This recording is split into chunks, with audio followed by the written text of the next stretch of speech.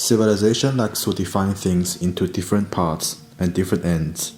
Between different ends and groups, people produce different opinions, and different thoughts with different perspectives produce different consequences. Multiple mainstream opinions produced by people who stood in different perspectives. Some of them became the product of political or religional, and so was architecture. The place where a person from defined the way they looked at things, just like the architecture defined by the ruling power of its origin. With different occasions happening at different times within the same place, could architecture express the rational monumentality in an ambiguous way, or could the reality be stimulated by the projection? In the year of 1959, the Communist Party taken over Tibet area by force, and after that, several riots and uprisings happened in Tibet, which the nearest one happened on 2012.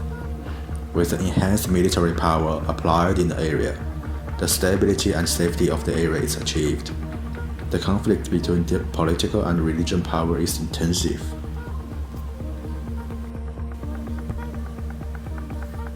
The architecture propositions are not looking to represent or criticize both ideologies. The investigation process seeks what different architecture actually represents, or what they could represent. There has been three major perspectives: the lens from a curious traveler, the lens from a repel monk, the lens from a local Tibetan. The project first defined the lens through different perspectives, seeing the railway station as a political infrastructure and its military strategic purpose is denser than its civil and religious purpose.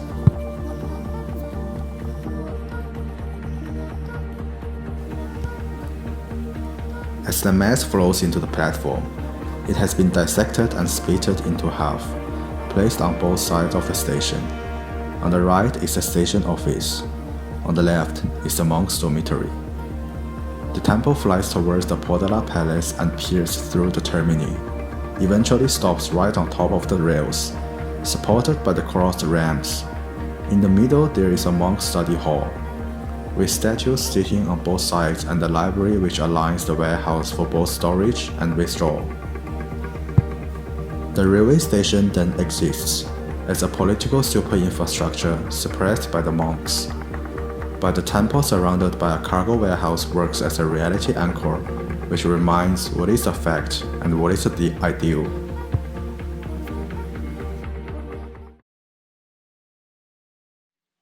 So I see that in parallel to what I learned from Joseph Campbell, who in The Hero with a Thousand Faces talks about the archetype and the manifestation. So the archetype would be the hero journey. Separation from ordinary reality at a threshold, journey to a realm of fabulous forces, encountering hero helpers, a decisive victory is won, and a return to enrich the world. That's the archetype. Manifestation is, well, that's Buddha, Christ, Muhammad, and Moses.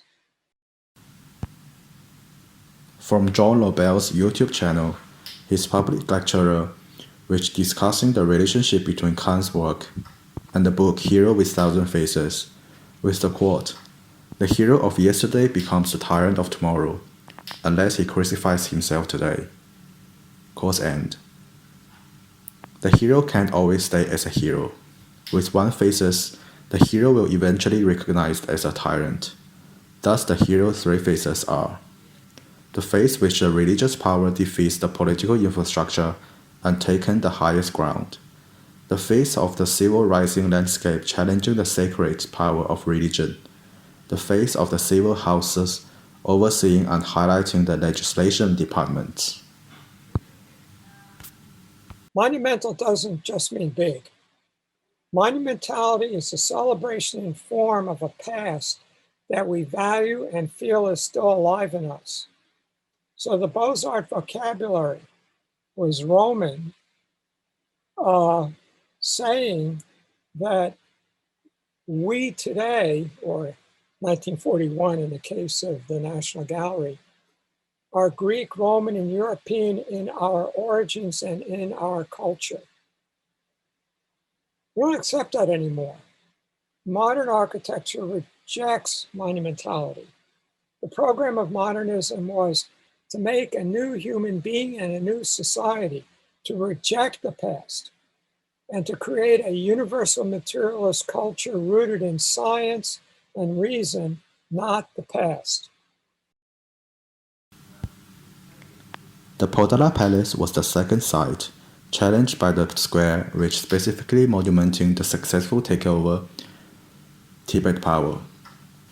With a monumental square almost like a replicated Tiananmen Square, its purpose was to remind people the victory of the winning sides. The market complex switched its winning party, thinking what if the political has been switched to civil and what the decision would be. The monumentality of the new power challenged the old power, and projection raised the civil landscape and worked as a mirrored facility opposed to the palace. The palace worked as a worshipping temple as a core function, together with monks' offices, tourist gathering hall, different temple halls, and monks' dormitory. The market mirrored from the worshipping temple, the bus terminal mirrored from the tourist gathering hall, and the residential blocks mirrored from the monks' dormitory. The complex projected back to the railway station, plugged into the left wing, overseeing the platform from the raised floor. Shared residential and market stall and facade indicated the previous grid orientation. Water tanks and server equipment placed on the top, implying civil high ground.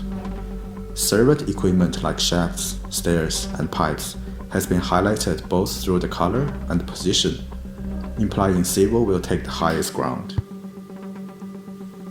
Market hall-like stadium seats extended up to the landscape viewing deck, overseeing the railway platform. Super stairs formed a dotted line connecting the cargo warehouse and the station. To design something which is a rejection of the regulated order, in this way, it should be the chaotic order, which the architecture still controlled under design, but the regulations are certain restrictions has been lifted. Thus, the disruption of the civil turbulence created by the chaos of bus terminal as a vehicle circulation and market hall as a human scale circulation.